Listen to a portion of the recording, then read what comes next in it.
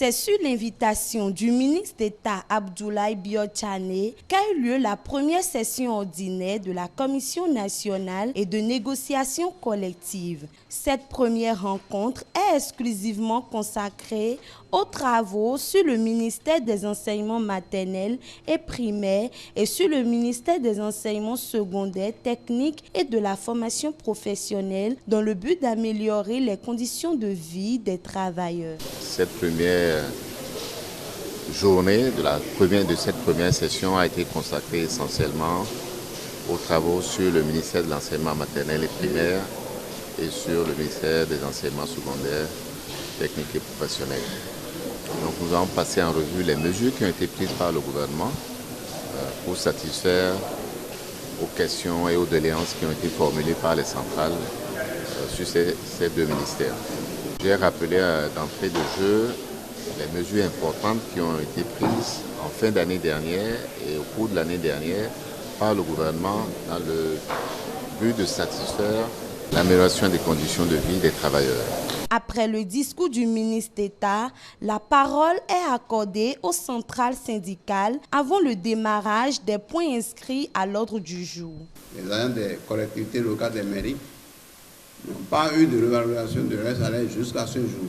Certains SE avaient commencé par appliquer ça et le gouvernement a suspendu. Les agents de l'État qui travaillent dans des sociétés n'ont pas connu de revalorisation.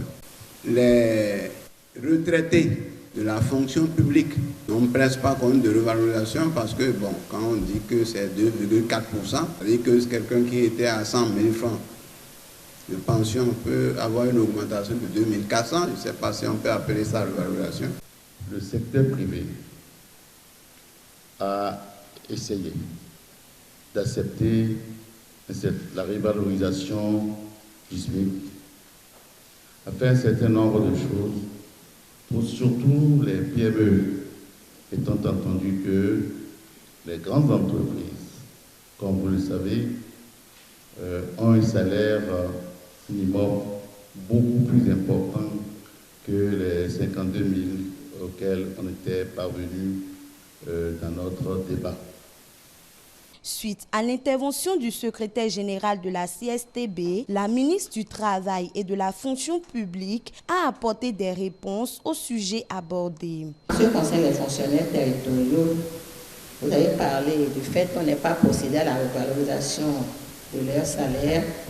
C'est vrai, mais le gouvernement a voulu être responsable. Parce que vous savez que toutes les communes ne disposent pas du même niveau de moyens.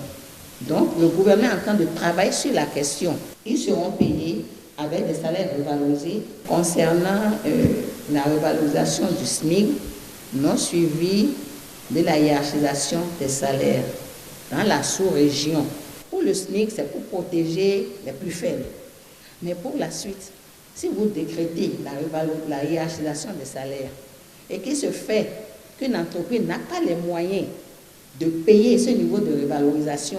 C'est pourquoi le chef de l'État avait insisté au cours de nos travaux sur la revalorisation des salaires et du SMIC pour que lorsque c'est possible, que la hiérarchisation puisse se faire à l'interne.